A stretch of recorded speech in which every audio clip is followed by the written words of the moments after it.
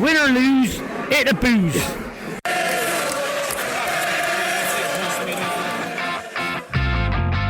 You're listening to Bears Beyond the Gate, a Bristol Bears podcast made by fans for fans. In this episode, we look back on the disappointing or maybe frustrating defeat against Leicester Tigers, when we looked potentially at one point that we were going to win with a bonus point try and then ultimately ended up with nothing, which is always a disappointing thing. However, we dust ourselves off a little bit and of course look forward to our big day out on Saturday against Harlequins and talk a little bit about what we need to do to make sure we get back on the horse. I'm Pete and I'm joined by Lee and Miles for a bit of rugby banter online and no cheeky beers because it's a school night. All right, lads? Hello, not strictly true in my case, Pete. Oh, you've got a beer, have you?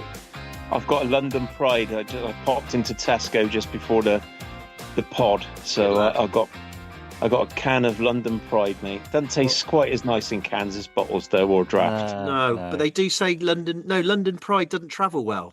That's the kind of myth. Yeah, I think I'd agree with that. Doesn't taste well either, I'd say.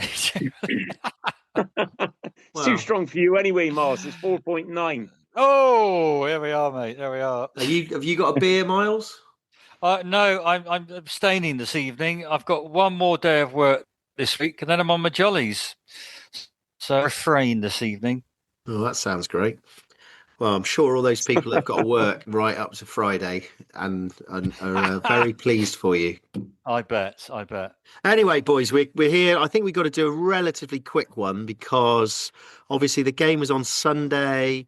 We weren't able to really do anything Sunday night for various reasons. And then we couldn't do one last night for various reasons. And I don't know about you boys, but the longer the time goes on, the less I can remember about what happened. But I think I'll just start by saying, overall, it felt like it was disappointing and a bit frustrating because we were in the game for quite a long time, but it was quite a ring rusty performance. And would you agree, Miles?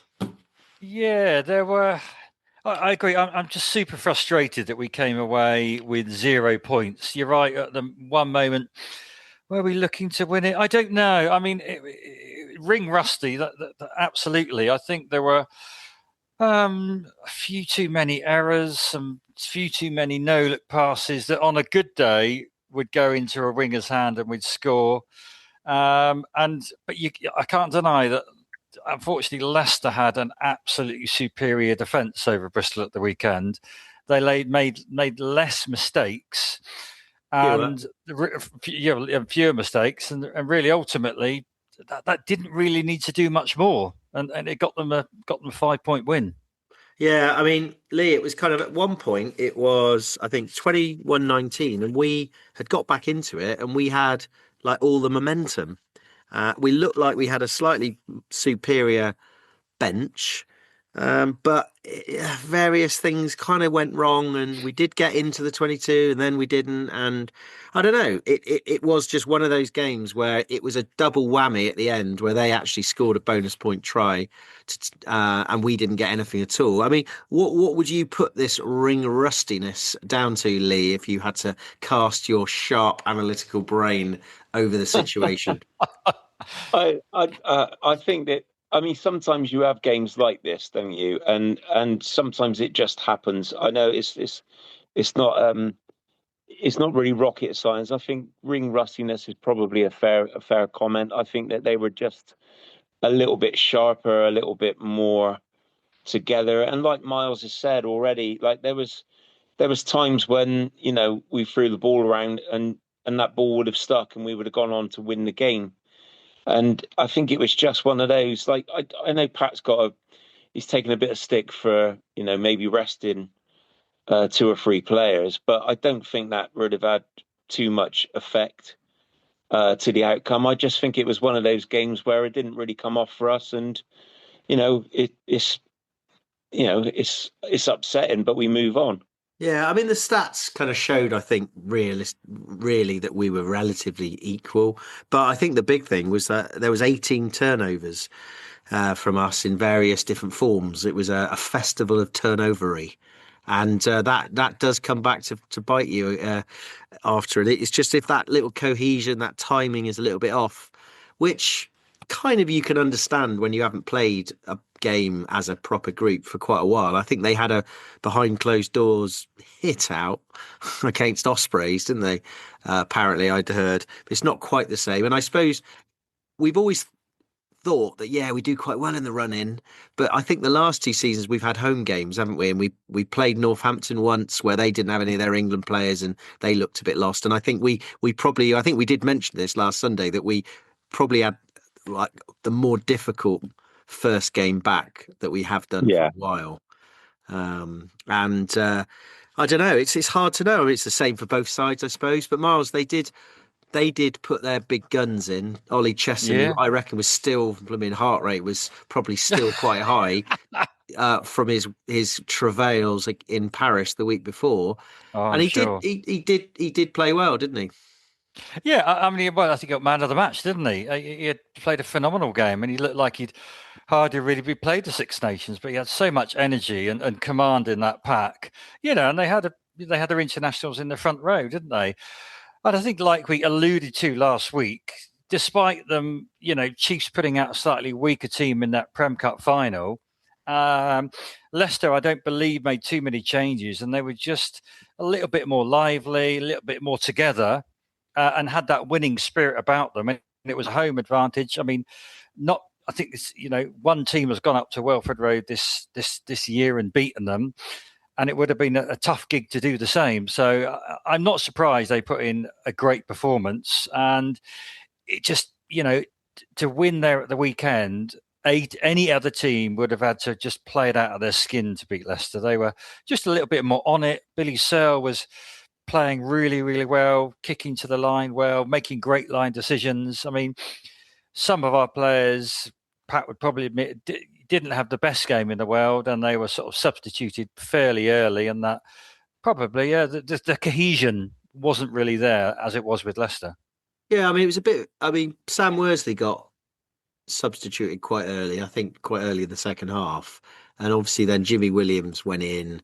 Mateus Moroni, who we at last minute remembered last week, who did make the 23, came on. I mean, that's not a bad change. I think, I don't know, I didn't think Worsley had a terrible first half. I think it was he was doing okay. I think, but he's a young lad and he's still learning, and we know he's class. But I do think it maybe is one of those situations where we needed somebody to kind of control the game a little bit more in the second half, and maybe, just maybe, the one thing that might have improved, maybe if Tom Jordan was playing at 10 with his kind of international class, it might have made a difference just in that second half where we kind of were on the edge a little bit and we were pushing, but maybe we could have pinned them back a bit. I don't know. It's really hard to say. I didn't think Sam Worsley had actually that bad a half, but you've got to make these calls. I guess Pat, they know more than we do. They know how players are feeling. They can see they've got the video stuff. Who knows? You make these calls, and 2019 or 21-19, it was all looking pretty good for us, to be fair. And I think that, to be honest, that's the real disappointment. I think we'd got ourselves back in the game pretty well after going 14-0 down early on, and so it's just a shame that we just, I think from quite a long way out, we didn't look like scoring at bonus point try, but. I don't know. It's a tricky one, isn't it, Lee? I don't know if what you could say. Yeah, no, I'd say, like, in terms of you just mentioned Sam Worsley. I mean, he's still a young lad, and it takes a period of time to start dominating games, and he's done so well, and I think we are going to have to just accept. As supporters, he's going to have times like that, and like you say, he wasn't awful, no, but he's going to have times like that. He's still a young lad. He's still progressing. He's still learning, and I mean, would Tom Jordan have made a bigger difference? Yeah, probably, possibly, but with Sam Worsley, we've got a player for the future, and and these are the peaks and troughs that he's going to have to go through. Yeah, no, I think so. It's all part of the. the development narrative. I don't know. A few points. Let's pick on some good things as well, though. I mean, I think, despite the fact you mentioned they had their international front row and Nicky Smith and Joe Hayes, I think that George Kloska did pretty well against Nicky Smith. Was solid. I think he gave away one scrum pen, but then he got two back after that, and I mean that's going to give him good self-belief. And I think we were pretty solid. Line out was pretty good as normal, and of course, probably our player. Well, Fitz was probably one of our players yet again.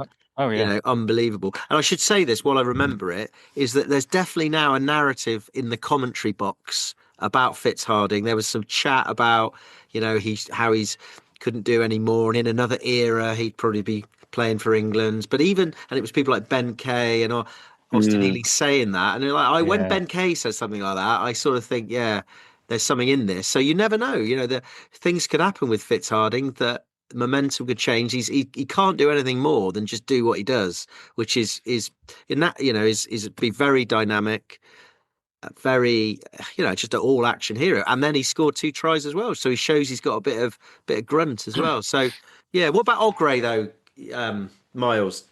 I think the same. I mean, the commentary team were sort of lapping it up. Really, again, they commented that, you know, with England's slight crisis in the hooker department, he's all over the pitch. He's so dynamic and so fast. But you look at his size, and I think that's his slight disadvantage, really. And I think that's probably the only reason. He just needs a little bit more grunt that he's not getting picked for England. I mean, he's throwing his arrows pretty well. You know, he gets behind Iraq and tight, and he's just great. I mean, if a couple of throws are a little bit off sorts, but that happens in any 80-minute game, to be honest with you. You know, it can be that just the slight comms between the thrower and the receiver is just not quite there. A few overthrows, but, you know, and Leicester, they disrupted a couple of lineouts. That can happen. Yeah. You know, they've got a really good pack in them, and you know, and Jeff Parlin, I think, is coaching them now really well. They're looking like a very dangerous team in both what Leicester used to be a bit of a grunt pack and really running, you know, really exciting lines in the backs as well. It's annoying to see, but hang on, Miles, you sound like you're doing a digging up Leicester. Come and get me plea to the Rolling Mall pod there. Like you're looking for a transfer over. You're banging on about how good they are. Jeff Parlin this, Jeff Parlin that, Ollie Chesham this, Ollie Chesham that. But mate, okay, is there something you haven't told us? No, not really. We've still got a superior hooker in Gabriel O'Gray, but yeah, that's it. I don't know. I don't know. Fair enough. I don't know what else to say, really. I mean, we don't have to go on about it for very long. It was a bit disappointing. It was a bit frustrating. There was some good stuff. Ravovo scored a great try again. You know, we're there or thereabouts. We look, you know, we're a proper team, aren't we? We look like a proper team. We were just uncohesive. It was just frustrating. But you know, it's not the worst thing in the world, Lee. No. I just want to ask you two a question, actually. If that game was taking place at Ashton Gate, would we have won that game? It's hard to say, isn't it? I mean, if we played the same way, probably it would have been just as close because, you know, it's one of those classic situations. Was it us playing a bit under par and Tigers playing pretty solid, or was it a bit of both? I don't know. Well, I guess we'll never know. But we'll never know. I just have a little sneaky feeling if that game was being played at BS3, we would have sneaked it. Yeah, it's possible. It was frustrating. I mean, you know, to have sort of in the 81st minute, flipping Freddie Stewart a crossfield kick and it just plumb into, you know, in the winger's hands. Yeah, and don't forget they had a disallowed try on top of that, didn't they? Yeah. We, you know, thank goodness. Well, he dropped it. It was he dropped it, but you know that was nearly end-to-end stuff. So, but that was from their 22 as well, wasn't it? Which could have been a lot worse. We do. Well, Well, I think we should leave it there. I think we're on for a quick pod tonight. I'm sure other fans will think that we've forgotten a few things, but I was kind of a bit depressed when we started. I feel a bit better now, chatting it through, and I think this is the whole point about podcasts like this. You chat it through a bit, you feel a bit better. You know, I feel a bit chipper now, and of course, that leads us on nicely to the fact that we've got the big day out coming. And there's big news, Yeah. Lee, isn't there? Big news that you want to tell our listeners? Well, this, I mean, this is literally hot off the press, but I am going to make an appearance on Saturday. Mainly to the fact that Miles is sorted a ticket out for me, Yeah. and a lift to and fro. So thank you, Miles. I do You're appreciate welcome. that. And I've prepped up all 5 service stations on the way to and from Cardiff, saying, "Can you clean the bogs? We'll be Brilliant. stopping them in them all with Lee's weak bladder." Well, that is good news. The good news. And then, I mean, the other thing, which is totally unconfirmed, but I may as well say it, I am working quite hard to try and figure out if we can do both a pre-match pod and a post-match pod at one of the fan pubs in Cardiff. Negotiations are still at a delicate stage, but if we do manage to get our pod equipment set up, which is the plan, because I'm actually going on the Friday night, so I can take the microphones and all that sort of stuff with me and set it up. We will post out on our socials about our plans, and of course, if anybody's around, we do have the 4th mic. Don't we, Miles? The 4th We mic, do. the Oh, spare yeah. mic, and who knows? We might want a few opinions from a few people. So I'm saying it's very speculative, but the plan would be to do something. So who knows what might happen? But anyway, let's just think very quickly then. I mean, I guess because Pat clearly didn't pick those 3 for this game, there is a pretty certain. It's pretty certain that Genji, Tom Jordan, and Lewis Rees-Zammit will be coming back into the 23 or straight into the 15. So, Any thoughts? As far as I'm aware, nobody got injured on Sunday. I think Bill Matter had a sore knee, but that's just par for the course. Well, look at the size of him, isn't it? Exactly. I mean, I think his knee. I don't know where it went. Anyway, so it's hard. Yeah, I think we've got a fairly good range of people. I mean, what do you see up top, Lee, in the engine room? What might we see there? Any changes or? Yeah, I mean, I think that we'd probably, well, we know that we've got the long-term injury for Bats, haven't we? So yeah, so he's goner. I think Dunny and Owen. Dunny and Owen. I think, and I'm happy with that. I think those two work really well together. They were solid operators on Sunday as well. Yeah, they did what they got to do, which is just keep going. Yeah, and I think really what you've said. I mean, the 3 players coming in, I think they will come into the 15, all 3. And then I think we'll we'll definitely be a stronger outfit. And I think we're playing I really hate saying this, but we're playing a Quins team that aren't that great this season, to say the least. So I think we'll be stronger. And I think that, it should be, it's all arrows pointing to being a really spectacle of a day out, isn't it? Yeah, Miles, we've got to hit those boys hard. We've got to hit Quins hard. They are a bit in disarray. We can't let them get their pecker up. And, you are an expert when it comes to pecker-uppering. So thank you very much. So if we're going to hit them hard early, we've got to break their spirit.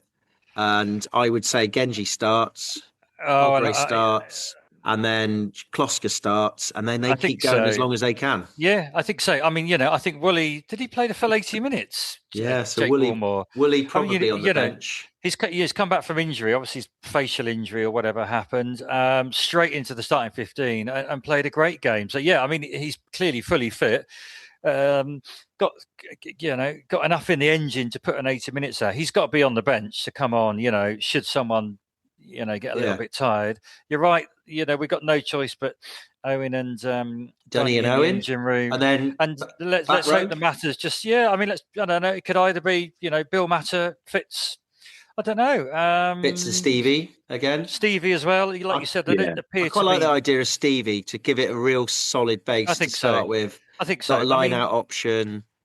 Yeah, and then maybe Santi comes on when he gets a bit tired. Let's face facts. After the disappointing last Sunday, we have this is a must win, and as I say, it's a must 5-point win It is. Yeah. Agreed. Quinn's chips are down at the moment, and we cannot give them an inch No. to really score a few tries, get their pecker up and think that really they can come away with anything. That cannot happen. And it's, Okay. It's within our remit to sort of stop that. I would say, Jordan, we're saying is going to start. So the other debate is it going to be Marmion or Randall, Lee? I think that Pat Lam will stick with Randall. Personally, I would go with Kieran Marmion, but that's my own opinion. But they're kind of they'll both do a job, I'm sure, and whoever seems to come on seems to do well. So I think whoever plays is good for me. And then it's Jimmy and JVR, Lewis Rees-Zammit at fullback, Bravovo and Ibitoye on the wings, I'd imagine, and then take pick. I think in the 23, we'll have George Taylor. I think will probably go in there because he can offer second row and back row option, 6 option. We obviously need to have it will be if Lahif's fit, I imagine fit, he may come back in. I know they said he was a bit of a doubt all week and it was a last minute call. Woolley. And then, obviously Marmion or Randall, and then maybe Heward may drop to the bench. Noah Heward, because he can cover all full-back and wing. Yeah, of course, and obviously, I don't know, would Worsley get on the bench? He may well do it. I don't know. It's a tricky one, but we'll find out. And we're going to have a strong side. Whatever happens. So. But boys know that. I think the boys know this, don't they? The boys know that they know that fans are coming in their droves, and they've heard through the grapevine that Lee Andrews is going to be there. That's they cannot not put a show on. Absolutely. Actually, sorry, go on, Lee.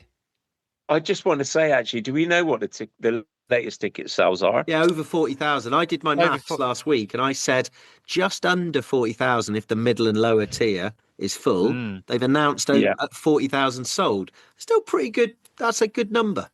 It is a good number, really. Yeah. So, for a London team to come up. Looking at the weather forecast, I don't think we're quite going to be shorts and T-shirt like last May. No. But we will be out there at 2 p.m. It's been confirmed for the Bears run up into the stadium.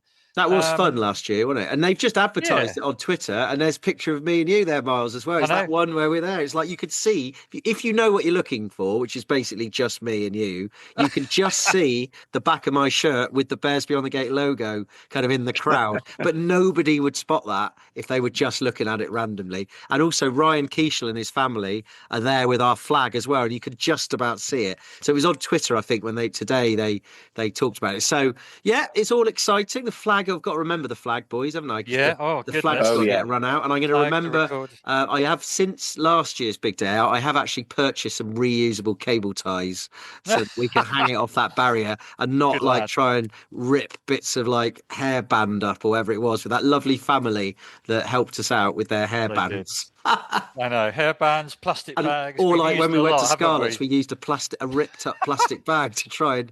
Although that was quite successful. That was good improvisation. Yeah, that was a successful hanging. When I watched that game afterwards, the flag was well prominent. So the flag's ready. It's going to get a little wash, a little clean, a little shave before we go. That'd be great. We haven't had an away gig for quite some time, and what we love as podders is chatting to our listeners, don't we? Drinking with our listeners. So we'll do a lot of that. We'll take the mobile recorder. If you want to come and speak to us, air your views, whether good or bad, then we'd love to hear from you. And I've got little mini mics, so I might bring the mini mics. We could do live Instagrams where people just forget about we'll mic them up, hold the phone, ask a few questions, and just go live, Instagram live. Let's get up to 400 listeners if we can. Anyway, let's get the portfolio I've just noticed going. The time. We got 4 minutes to go. I feel like we're coming to a natural end. I don't know what listeners want from us, but I think that a short, sharp pod this week is probably about as much as people can. Actually, Pete. I just wanted to say, it was a piece that John Evely had written in the Post today, saying that Joe Jenkins possibly to Leicester Tigers. And Graham Slaw. Personally. Yeah, and Graham Slaw to Ealing Trailfinders. Yeah. I know that we're struggling a little bit with the English qualified players, aren't we? With the percentage at the moment. So Jenkins, possibly.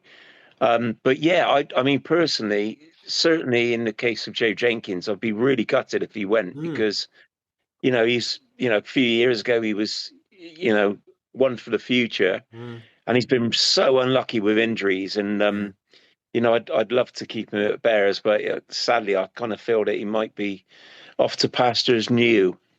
Yeah, and I think it's a shame. It is a shame, and that EPQ thing is quite important because you've got to have an average of 15 English qualified players in your 23 over a campaign on average, and he is English qualified, although he is Welsh qualified as well, apparently. But I just feel like he's one of those ones, a bit like Billy Searle. He'll go blooming to Leicester and they'll suddenly be injury free and then like be the best thing since sliced bread. But it is a tricky one. We know that they got to balance out all of this stuff, all of these players, and if somebody is up on his contract's up and the averages, the stats don't look that good in appearances, I suppose we've got to look at what else is coming through, and your mate Victor Worsnip, Miles, he could be the new Joe Jenkins centre. Absolutely. Big unit, big silky centre. So let's just see how that pans out. It's always a bit disappointing, and we will still continue to hope that there might be maybe one more big signing from somewhere, which would be quite nice. But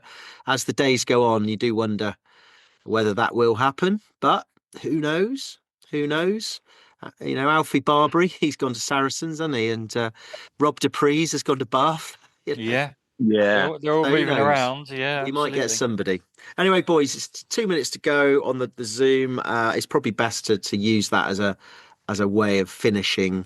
Otherwise, we might just ramble on a little bit and people, might there was some guy actually who texted saying that when our last pod came out, he assumed it would be quite a short one, and so he got on the running machine and then like 55 minutes later he was like, he said he slept well that night because he wasn't expecting us to be able to talk for like 55 minutes about the Tigers game. But we didn't really. We ran through a lot of news. So actually I think he was quite pleased. He got a bit of extra fitness in. But I think for today, half an hour or so, 40 minutes or so is enough on the running machine.